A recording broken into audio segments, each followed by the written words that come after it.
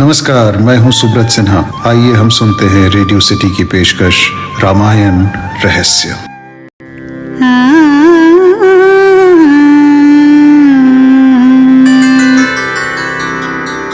आदि राम तपवनादि गमनम् हत्यामृगं काञ्चनम् वैदेही हरणं जटायुमरणं सुग्रीव सम्भाषणं बालिनिर्दलं समुद्रतरणं लङ्कापुरी दाहनं पश्चाद् रावण कुम्भकर्ण हननम् इतवधि रामायणम्। रामायण की लीला त्रिदेव द्वारा मनुष्यों के जीवन में कर्तव्य, प्रेम, नैतिकता, लोक कल्याण और समाज व्यवस्था की स्थापना हेतु किया गया, क्योंकि रामायण मानव जीवन के उद्धार के लिए भगवान विष्णु का मानवीय रूप था, इसीलिए उसे रामचरितमानस कहा जाता है। जंगलों में घूमते घूमते कुछ समय बाद श्री राम लक्ष्मण और माता सीता के साथ दंडकारण्य नामक वन में पहुँचे और वहीं उन्होंने एक कुटिया बनाकर वास करने का निर्णय किया। तभी वहाँ महाबलशाली रावण की बहन शूर्पणखा श्री राम के रूप को देखकर मोहित हो गई। वो श्री राम के साथ विवाह करना चाहती थी। उसने श्री राम के सामने अपने विवाह का प्रस्ताव रखा, परंतु श्री राम ने कहा, देवी, किंतु मैं तो विवाहित हूँ। ये मेरी धर्म पत्नी सीता है और वो मेरा छोटा भाई लक्ष्मण, वो वन में अकेला है। तुम उसके पास क्यों नहीं जाती? और जब लक्ष्मण जी से भी उसे इनकार सुनने को मिला तो उसने अपना पूरा गुस्सा सीता माता पर निकालना शुरू कर दिया।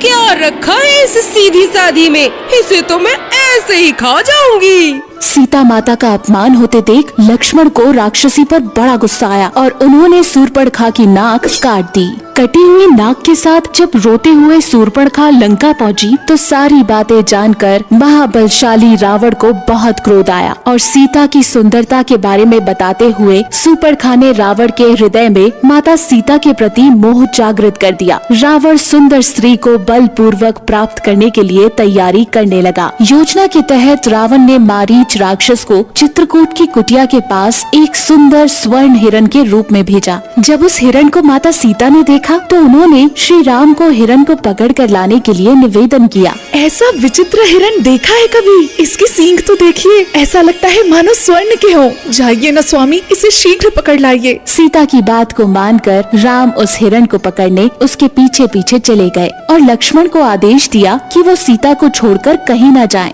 बहुत पीछा करने के बाद राम ने उस हिरण को बाण से मारा, परंतु जैसे ही राम का बाण हिरण बने मारीच को लगा, वो अपने असली राक्षसी रूप में आ गया और राम की आवाज में सीता और लक्ष्मण को मदद के लिए पुकारने लगा। सीते, लक्ष्मण। माता सीता ने राम की आवाज में उस राक्षस के विलाप को देखा तो वो घबरा गई और उन्होंने लक्ष्मण को राम की मदद के लिए वन में जाने को कहा। लक्ष्मण ने जाने से पहले सीता माता की सुरक्षा के लिए कुटिया के चारों ओर से लक्ष्मण रेखा बनाई और फिर वो श्री राम की खोज में निकल पड़े। माता सीता के अकेले होते ही योजना के अनुसार रावण एक साधु के रूप में कुटिया में पहुंचा और माता सीता को पुकारा, भिक्षाम देही, भिक्षाम देही।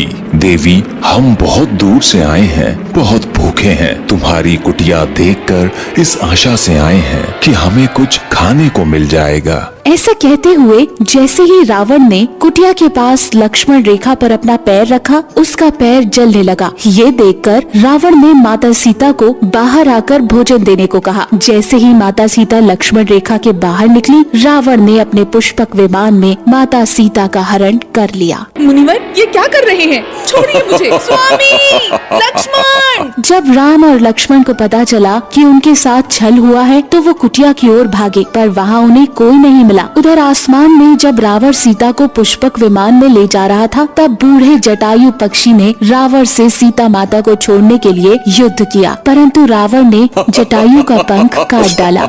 जब राम और लक्ष्मण सीता को ढूंढने जा रहे थे तो रास्ते में जटायु का शरीर पड़ा था और वो राम राम विलाप कर रहा था। राम राम। जब राम और लक्ष्मण ने उसे सीता के विषय में पूछा तो जटायु ने उन्हें बताया कि रावण माता सीता को उठाकर ले गया है और ये बताते बताते उसकी मृत्यु हो गई। अब सुनते हैं इंडिया के टॉप 10 माइथोलॉजिकल ऑथर्स में से एक नीलेश कुमार अग्रवाल जी को। नमस्कार, मेरा नाम नीलेश कुमार अग्रवाल है। अभी आपने अरण्य कांड को सुना। अब मैं आपको इससे जुड़ी कुछ बातें बताता हूँ। वाल्मीकि रामायण के अनुसार एक बार देवराज इंद्र का मूर्ख पुत्र जयंत कोए का रूप धरकर श्री राम जी का बल देखना चाहता था। वह मंदबुद्धि कोआ सीता जी के चरणों में चोंच मारकर भाग गया, जिससे सीता जी के चरणों से रक्त बह गया। यह देख श्री राम ने एक घास के तिनके को अभिमंत्रित कर वह ब्रह्म बाण छोड़ा। जयंत यह देखकर भाग उठा। श्री राम विरोधी जानकर इंद्र ने उसकी सहायता करने से इनकार कर दिया। ब्रह्मलोक, शिवलोक, समस्त लोकों में किसी ने उसकी सहायता नहीं की। भयभीत जयंत नारद जी के कहने पर वह श्री राम के चरणों में जा गिरा और उसने क्षमा मांगी। अब क्योंकि सूर्यवंश के भूषण श्री राम द्वारा छोड़ा बाण निष्फल नहीं जा सकता था, इसीलिए अमृत के समान कृपालु श्री राम ने उसे एक आंख का काना करके छोड़ दिया। शूर्पणखा नाक कान कटने के बाद खरदूषण से सहायता मांगने के लिए गई। तब राक्षस समूह झुंड के झुंड बनाकर श्री राम से लड़ने को दौड़े। देवता ये देख डर गए कि राक्षस 14,000 हैं और श्री राम जी अकेले। देवताओं और मुनियों को भयभीत देख माया के स्वामी श्री राम ने